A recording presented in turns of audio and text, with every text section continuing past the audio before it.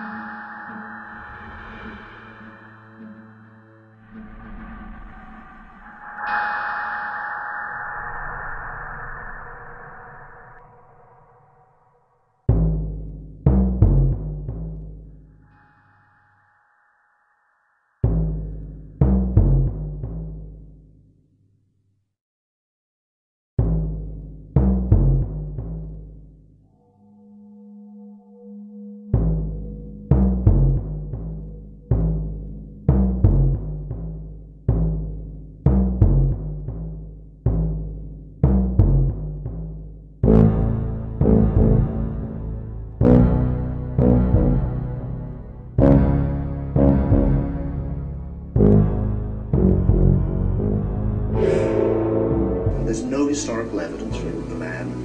It's identical to these pagan myths.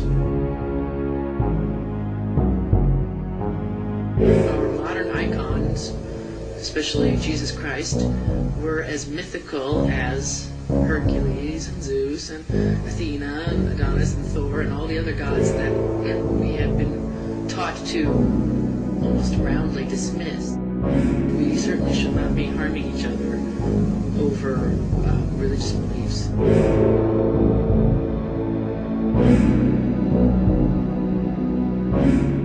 We have gods and goddesses in the ancient world who were raised from the dead, don't we? You say, you have to be specific and say, well, who do you have in mind? And what's the gap?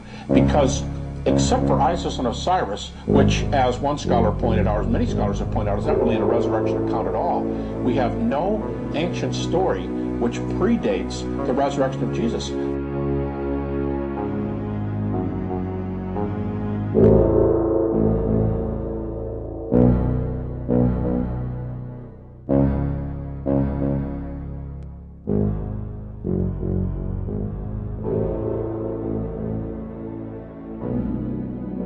Many unbelievers will argue that Christianity was created by the political establishment for social control, but this argument is inconsistent with the message of the Bible.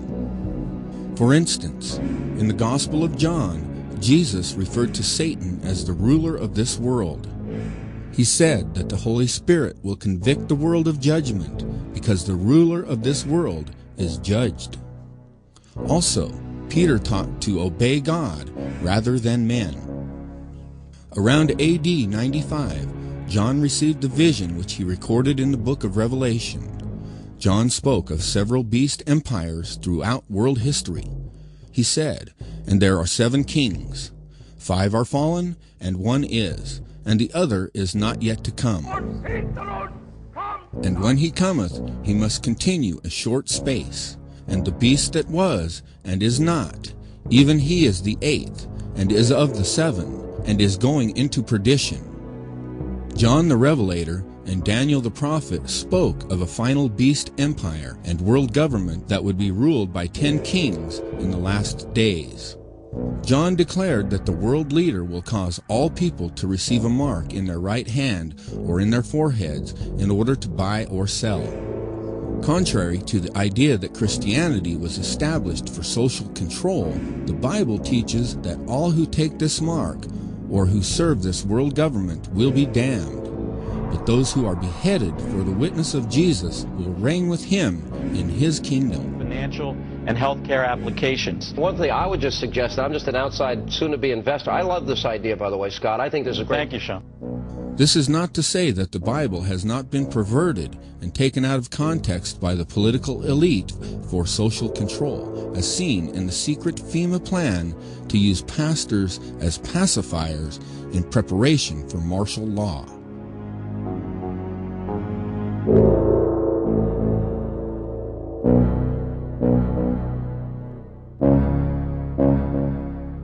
The debriefing tells pastors to help implement FEMA and Homeland Security directives.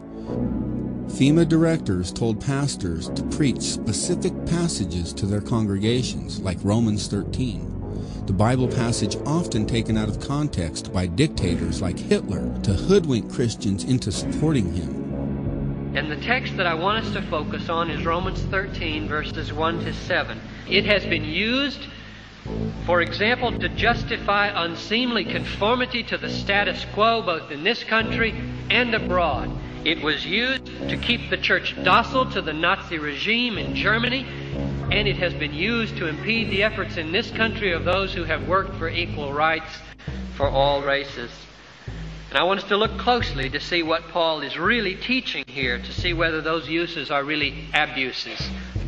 If the authorities ever begin to punish the good and reward the bad, our submission to them is going to come into conflict with submission to God. It is right to resist what God has ordained in order to obey what God has commanded. We are being tested to see whether we will try to save our lives and be subject to the atrocities of the ruling power, or whether we will say with Peter, we must obey God rather than men, and risk the losing of our lives. The lie that Christianity was created by the political establishment is among many false ideas being told today in contemporary films like The Da Vinci Code and Zeitgeist.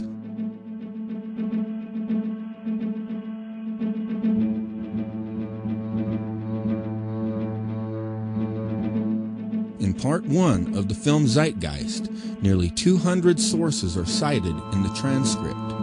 Yet many of these sources are used more than once. For example, Manly P. Hall is cited 5 times. Albert Churchwood is cited 6 times. Timothy Freak and Peter Gandy are cited 7 times. Edward Carpenter is cited 8 times. Thomas Doane cited 19 times. D.M. Murdoch is cited twice. However, D.M. Murdoch also goes by the pen name Acharya S. Acharya S. is cited an additional 27, and Gerald Massey is cited 30 times. In fact, when the transcript for this film is examined in further detail, we see that less than 25% of these sources are original. The idea that Jesus is a copycat solar deity has been propagated by the self-taught Egyptologist and practicing Druid Gerald Massey, homosexual activist and philosopher Edward Carpenter, atheist Professor John Allegro, and authors Peter Gandy and Timothy Freak, and Acharya S. In 1970, John Allegro also wrote a book entitled The Sacred Mushroom and the Cross that suggests other ideas.